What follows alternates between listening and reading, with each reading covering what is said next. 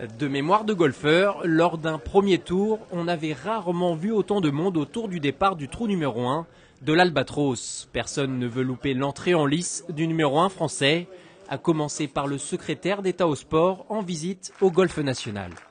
Contrairement à d'autres sports, je pense au tennis, où lorsqu'il y a un grand tournoi, on sait que c'est 3 ou 4 joueurs qui peuvent gagner. Là, à chaque fois, on est une vingtaine. Et dans les 20, il y a toujours des Français. Bon, c'est vrai que cette année, tout le monde met la pression sur Victor Dubuisson. Il a 4 jours pour bien putter, pas faire d'erreur. Et on sera derrière lui, bien sûr. Pour ce premier tour, Victor Dubuisson va affronter l'Albatros aux côtés de 2 grands favoris. Le tenant du titre, Graeme McDowell, et le favori allemand Martin Kaymer, récent vainqueur de l'US Open. Mais ce que personne n'osait croire arrive dès le premier drive. Le 22e joueur mondial se rate complètement et envoie sa balle hors du fairway. Après 2 trous, il se retrouve même à 4 coups du par.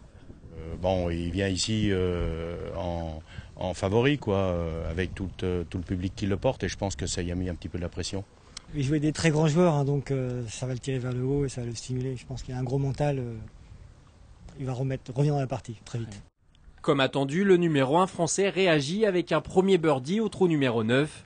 Mais visiblement agacé par son manque de réussite, il concède un nouveau bogey au 13 pour se retrouver à 5 coups du par.